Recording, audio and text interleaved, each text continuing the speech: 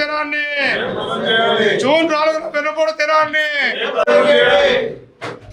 జై జగన్ జై జగన్ జై జగన్ జై జగన్ జోహార్ వైఎస్ఆర్ జోహార్ వెన్నుపోటు దినాన్ని జయప్రదం చేయాలి జయప్రదం చేయాలి జయప్రదం చేయాలి వెన్నుపోటు దినాన్ని జయప్రదం చేయాలి వెన్నుపోటు దినాన్ని జయప్రదం చేయాలి ప్రజలకు ఇచ్చిన హామీలను గాలి కుదిరిన చంద్రబాబు డౌన్ డౌన్ ప్రజలకు ఇచ్చిన హామీలను గాలి కుదిరిన చంద్రబాబు జై జగన్ జై జగన్ జై జగన్ జయప్రదం జూన్ 4 వెన్నుపోటు జోహార్ డాక్టర్ వైఎస్ రాజశేఖర రెడ్డి గారు వైఎస్ రాజశేఖర రెడ్డి గారు జై జగన్ జై జగన్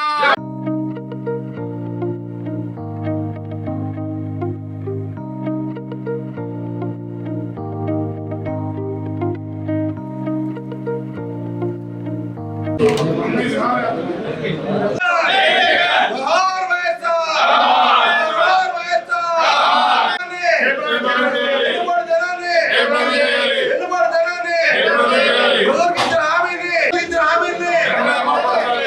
హామీని ఈరోజు ఏలూరు జిల్లా వైఎస్ఆర్ కాంగ్రెస్ పార్టీ ఆఫీసులో ఈ రోజున ఈ ప్రెస్ మీట్ సందర్భంగా జూన్ 4న జరగబోతున్నటువంటి వెన్నుపోటు దినం నిరసన కార్యక్రమానికి మా నాయకుడు వైఎస్ జగన్మోహన్ రెడ్డి గారి ఆదేశాల ప్రకారం రాష్ట్రమంతా కూడా ఈ నిరసన కార్యక్రమం కొనసాగుతుంది. ఈ కార్యక్రమం సందర్భంగా ప్రత్యేకంగా ఈనాటి ఈ ప్రభుత్వం పైన ఈ ప్రభుత్వంలో ఉన్నటువంటి పెద్దలైనటువంటి చంద్రబాబు నాయుడు గారు చేస్తున్నటువంటి ఈ ఏడాది పొడుగు అంటే ఈ ఏడాది పాటు చేస్తున్నటువంటి విధ్వంసాలు, ప్రజలు చేసినటువంటి హామీలు ఇచ్చి చేసినటువంటి మోసపూరితమైనటువంటి వాగ్దానాలు అమలు చేయకుండా ప్రజలకు చేస్తున్నటువంటి అన్యాయం పైన గళమెత్తి ప్రజలకు న్యాయం జరగాలి, ఎన్నికల ముందు ఇచ్చిన హామీలు అమలు జరిగేదాకా మనం ఒక పోరాట పటిమతో ముందుకు వెళ్ళి నిరసన కార్యక్రమాలు చేయడమే మా నాయకుడు వైఎస్ జగన్మోహన్ రెడ్డి గారి ఆదేశాల ప్రకారం ఈ కార్యక్రమం చేస్తున్నాం. ఎందుకంటే చంద్రబాబు నాయుడు గారి అరాచకాలు, దుర్మార్గాలు, అధికార దుర్వినియోగం, తప్పుడు కేసులు, చంద్రబాబు నాయుడు గారి సారథ్యంలో కూటమి ప్రభుత్వం ఏర్పడిన క్షణం నుండి కూడా ఆ రోజు నుండి కూడా రాష్ట్రంలో శాంతి భద్రతలు గాలి కుదిరేశారు. దానికి కారణం వైఎస్ఆర్సీపీ శ్రేణులపైన కక్ష సాధింపు. ఆ సాధింపులే లక్ష్యంగా పాలన కొనసాగిస్తున్నారు తప్ప హత్యలు, దాడులు, అలాగే విధ్వంసాలు నిత్యకృత్యమైపోయాయి. పరిపాలనా విధానంలో మరి ఎవరైనా ఏ ముఖ్యమంత్రి అయినా చెబుతారు, నాకు అభివృద్ధి సంక్షేమం రెండు కళ్ళు, ఈ రెండు పైనే మా దృష్టి అంతా కూడా చెబుతారు. కానీ చంద్రబాబు నాయుడు గారు వచ్చిన దగ్గర నుంచి కూడా ఆయన బిడ్డ కలిపి వీళ్ళిద్దరూ కూడా మరి రెండు కళ్ళు అనేటువంటి అభివృద్ధిని సంక్షేమాన్ని పక్కకు పెట్టేసి ఏ రోజు కూడా వైఎస్ఆర్ కాంగ్రెస్ పార్టీ నాయకులపైన, కార్యకర్తలపైన ఎప్పుడు కూడా దాడులు చేయించడం, విధ్వంసాలు సృష్టించడం, కేసులు పెట్టడం, భయాందోళన కలిగించడమే. దానికి ప్రత్యేకంగా ఏమిటంటే ఆయన ఎన్నికల ముందు చెప్పినట్టుగా వీళ్ళు రెడ్ బుక్ రాజ్యాంగం అమలు చేస్తున్నారు. ఆ అమల్లో భాగంగానే దిగజారిపోయినటువంటి ఈ రోజున లా అండ్ ఆర్డర్ కానివ్వండి, ఇవాళ ప్రజాస్వామ్యంగా ప్రజా పరిపాలన అనేది ఎక్కడా కూడా కనపడలేదు. దానికి కారణం, దాని దిక్సూచి ఒకటే, చరిత్రలో ఎన్నడూ లేని విధంగా ఈ ఆంధ్రప్రదేశ్లో ఐఏఎస్లను, ఐపీఎస్లను జైల్లో పెట్టడం అనేది ఇప్పుడే చూస్తున్నాం చరిత్రలో.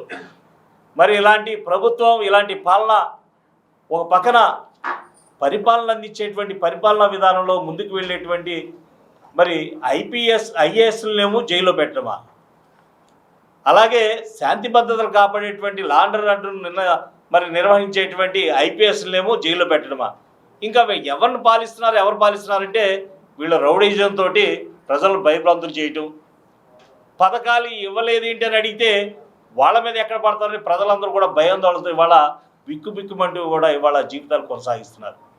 ఇలాంటి పరిస్థితుల్లో ఈరోజు ఓ పక్క చూసుకుంటే దాదాపు 199 మంది పోలీసు అధికారులు కూటమి ప్రభుత్వం పోస్టింగ్లు ఇవ్వకుండా కూడా వీళ్ళని వీఆర్ఓలో పెట్టేస్తుంది. మరి ఓ పక్కన చూస్తుంటే ఛానళ్ల ప్రసంగాలు ఈ ప్రచారాన్ని నిలిపివేసి ఇక్కడ ఛానల్లో వచ్చేటువంటి ప్రసంగాలు చూసి ప్రజలకు అంతా అర్థమవుతుందని మీడియాపై నిరంకుశత్వం.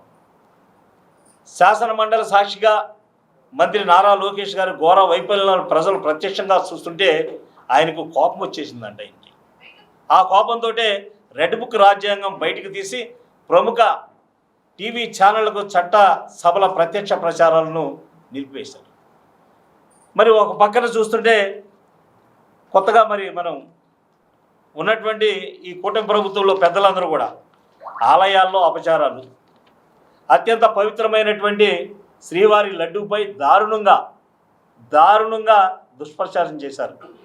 తిరుమల తొక్కిసలాట సింహాచలంలో కానివ్వండి, తిరుమల తొక్కిసలాటలో కానివ్వండి గోడ కూలి భక్తులు మృతి చెందారు. తిరుమల రాష్ట్రంలోని పలు ఆలయాల్లో తరచూ అపచారం చోటు చేసుకుంటున్నాయి.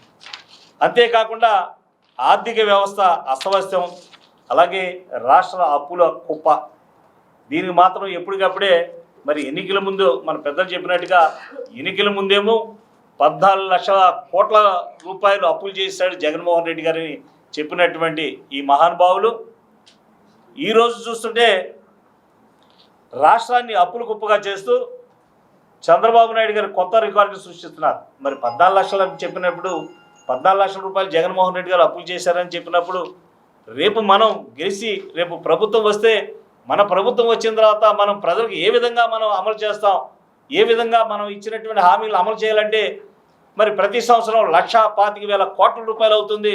జగన్మోహన్ రెడ్డి గారు 50,000 కోట్ల రూపాయలు ఇస్తేనే శ్రీలంక అయిపోతుందన్న మనం 1,25,000 కోట్ల రూపాయలు ఏ రకంగా ఇద్దారని అనుకున్నాం. మరి ఇవాళ చెప్పాలి చంద్రబాబు నాయుడు గారు.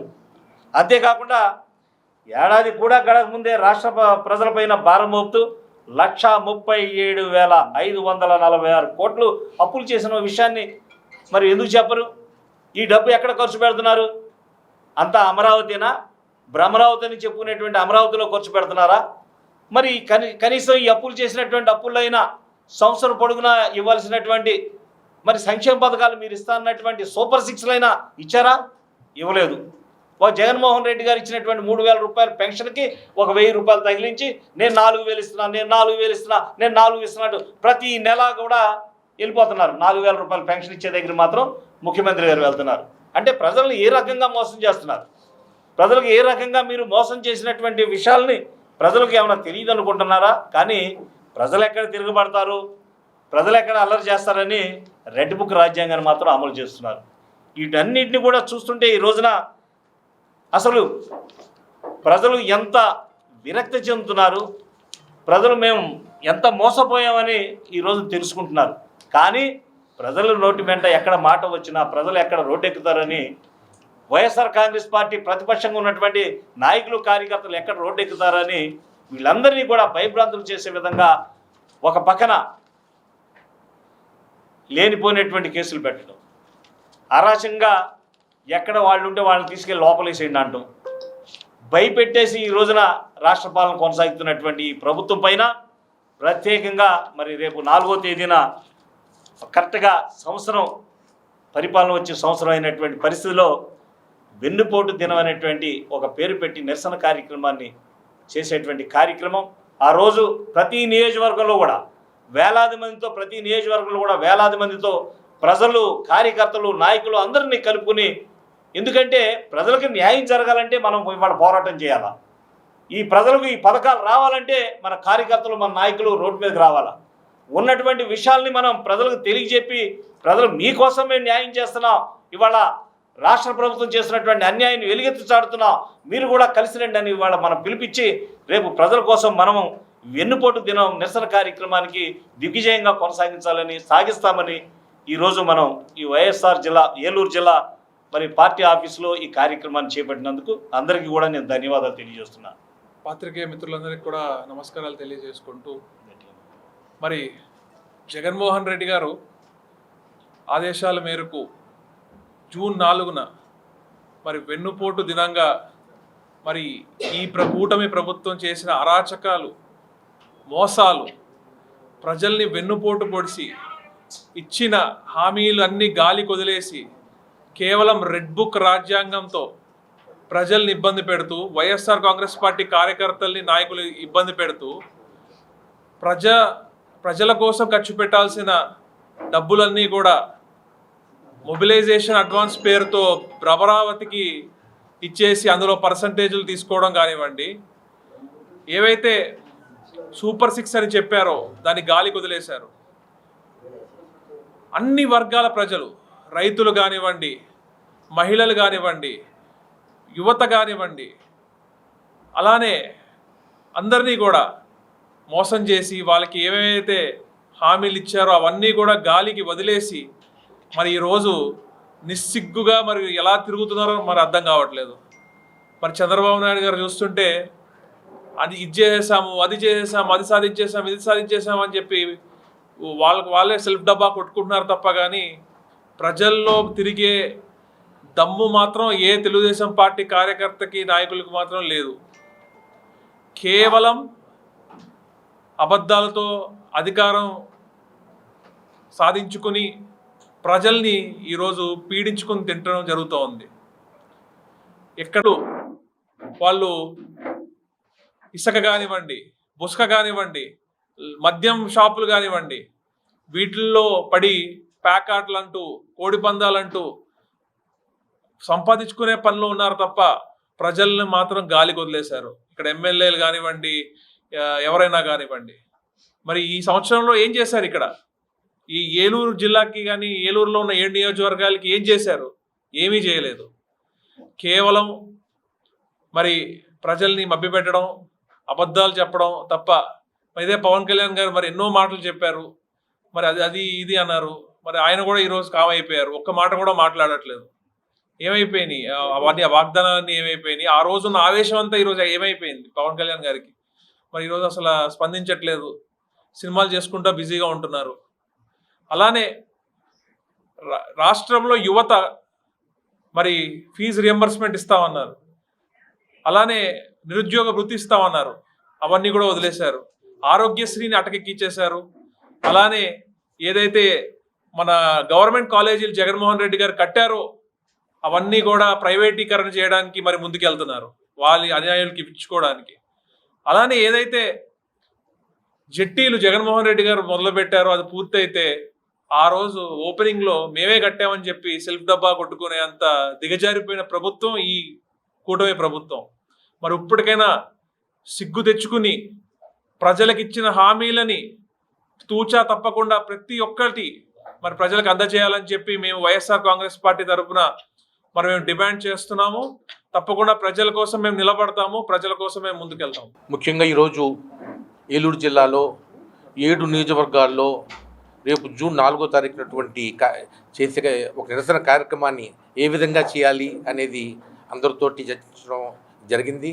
మరి అందరూ కూడా ఈ నియోజకవర్గ యొక్క మరి కన్వీనర్లు, ఉంగుటూరు నియోజకవర్గంలో వాసుబాబు గారు, అలాగే చింతలపూడిలో విజయకుమార్ గారు, అలాగే కైకుళ్ళలో మన డిఎన్ఆర్ గారు, అలాగే పోలవరంలో మన బాలరాజు గారు, ఏలూరు ఒక టౌన్లో జేపీ గారు, ఇలా అందరూ కూడా చాలా ఒక మొత్తం కార్యకర్త అందరితోటి పార్టీ యొక్క నూతనంగా నియమించినటువంటి పార్టీలో ఉండేటటువంటి కేడరు, జిల్లా నాయకులు, రాష్ట్ర నాయకులతో కలిపి ప్రజల్లోకి ఈ యొక్క గవర్నమెంట్ ఫెయిల్యూర్స్ని తీసుకెళ్ళాలి అనే భావంతో ఇప్పుడు చక్కటి చర్చ ఇక జరిగింది. మరి వీరి యొక్క ఆధ్వర్యంలో ఈ యొక్క నిరసన కార్యక్రమం బాగా సాగుతుంది. మరి యాదృచ్ఛికంగా ఈరోజు మేము పెట్టినటువంటి సమావేశంలో ఇంకొక వెన్నుపోటు కార్యక్రమం జరిగింది. మరి ప్రజలకు ఇచ్చినటువంటి ఈ వాగ్దానాన్ని పూర్తిగా చేసి ఇప్పుడు ఒక మొబైల్ డిస్పెన్సరీ వ్యాన్స్ సుమారు 9,263 ఒక వ్యాన్లని ఆఫ్ చేసి ఒక ప్రజాధనాన్ని మన పబ్లిక్ రేషన్కి సప్లై చేసేటటువంటి ఆ స్కీమ్ని ఆపేయడం మూలంగా వ్యాన్లు కూడా ఒక నిరుపయోగం అయిపోతున్నాయి. ప్రజా డబ్బు ఖర్చు పెట్టినటువంటి వ్యాన్లు అక్కడ ఒక నిరుపయోగం అయిపోతున్నాయి. ఆ డ్రైవర్స్కి జీతాలు లేకుండా పోతాయి, వాళ్ళకి ఒక ఉద్యోగాలు పోతున్నాయి. ఈ విధంగా ఈ గవర్నమెంట్ చేసేటటువంటి ఫెయిల్యూర్స్ ప్రతిదీ కూడా ఎండగట్టాలి అనే భావంతో మా నాయకులందరూ ఉన్నారు. తప్పనిసరిగా వీళ్ళందరూ కూడా చాలా సక్సెస్ఫుల్గా అవుతారని నేను భావిస్తున్నాను. ప్రతినిధులందరికీ నా నమస్కారం. ఈరోజు జిల్లా పార్టీ కార్యాలయంలో మా అధినాయకుడు జగన్మోహన్ రెడ్డి గారు ఇచ్చిన ఆదేశానుసారం 4వ తారీఖు రాష్ట్ర వ్యాప్తంగా జరుగుతున్న వెన్నుపోటు దినం అనే ఒక కార్యక్రమాన్ని ప్రతి ఒక్క నియోజకవర్గంలో చేయటం కోసం ఈరోజు మా పార్లమెంటు పరిశీలకులు రవీంద్ర గారు, మా జిల్లా అధ్యక్షులు, మాకు దిక్సూచి కింద ఉన్న డిఎన్ఆర్ గారు, పార్లమెంట్ ఇన్ఛార్జ్ సునీల్ గారు, మిగిలిన మా నియోజకవర్గాల అన్ని నియోజకవర్గాల ఇన్ఛార్జీలు అందరూ కలిసి ఇక్కడ సమావేశం అవడం జరుగుతుంది. 4వ తారీఖు వెన్నుపోటు దినోత్సవం రోజున మా ఏలూరు నియోజకవర్గంలో పార్టీ కార్యాలయం నుంచి